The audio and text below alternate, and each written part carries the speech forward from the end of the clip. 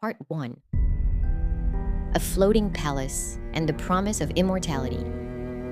In the early spring of 1912, the world stood at the edge of a century drunk on progress, a moment when wealth, technology, and imperial confidence fused into something dangerously close to faith.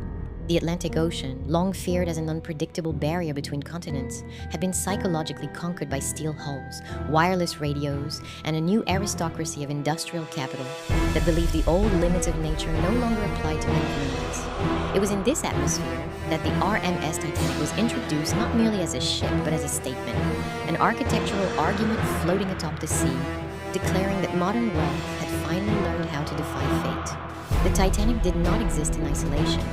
She was the crown jewel of the White Star Line, itself a product of intense rivalry between transatlantic shipping companies competing not only for passengers but for prestige, contracts, and symbolic dominance over the ocean routes that linked Europe's old money to America's rising industrial fortunes.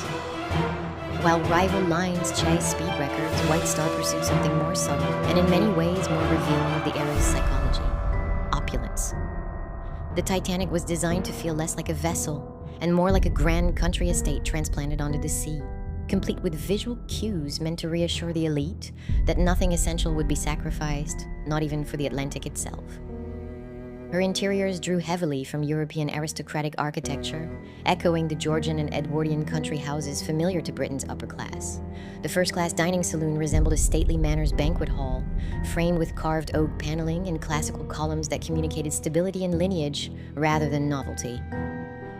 The grand staircase, arguably the most photographed interior space aboard the ship, functioned as a symbolic axis of social order, descending through multiple decks like the spine of a great house. It was not merely decorative, it reinforced hierarchy. A first-class passenger entered the ship through private gangways, ascended and descended the staircase in formal dress, and inhabited a world that visually and spatially separated them from the thousands below who worked or emigrated in anonymity. The people who occupied these spaces were not tourists in the modern sense.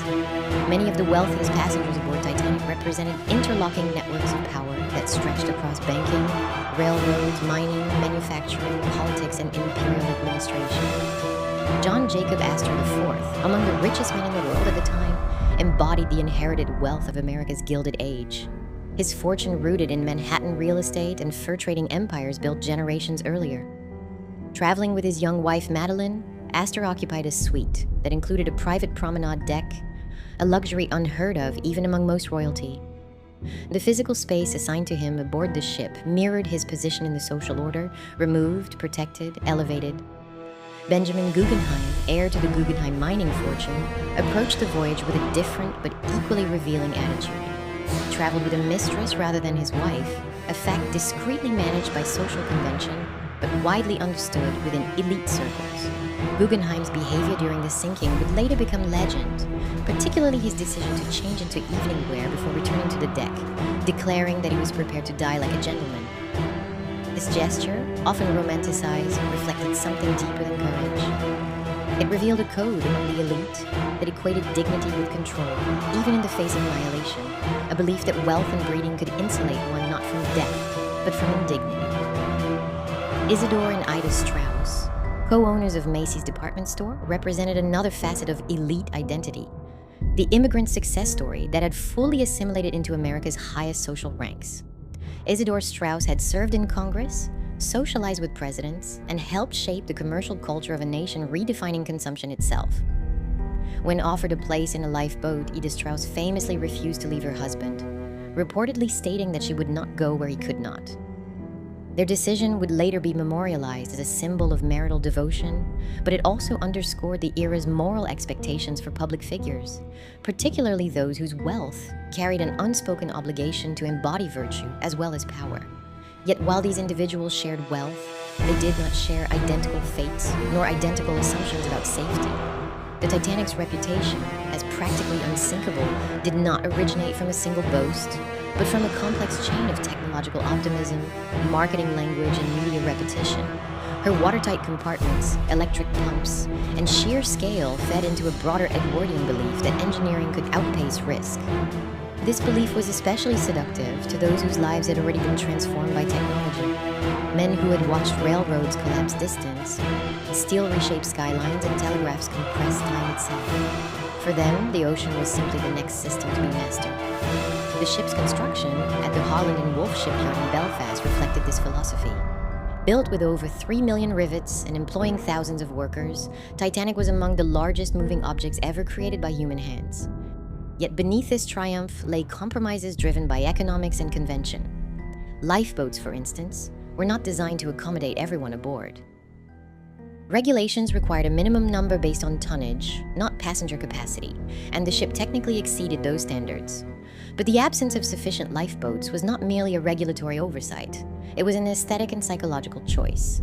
Too many boats cluttered the deck, disrupted sightlines, and suggested danger. For a clientele accustomed to reassurance, visible preparation for catastrophe was itself considered bad taste.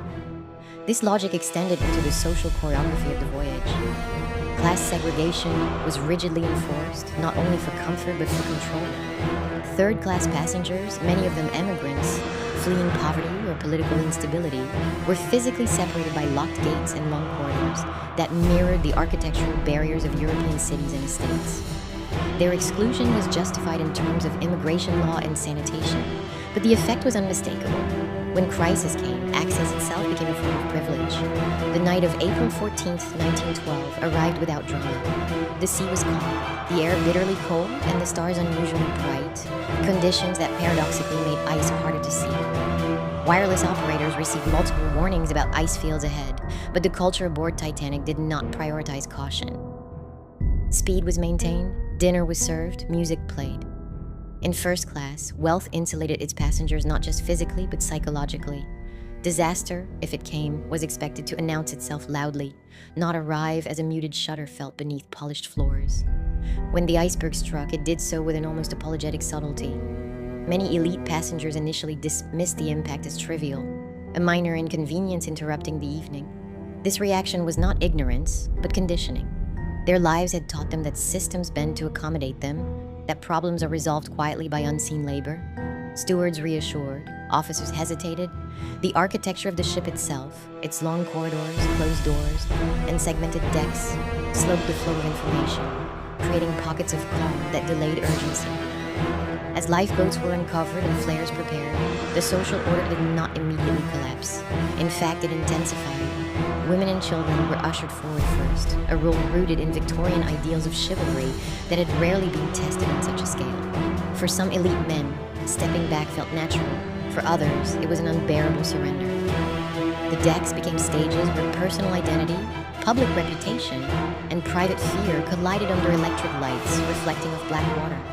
The Titanic's sinking would eventually claim more than 1,500 lives, but its deeper legacy lay in what it exposed.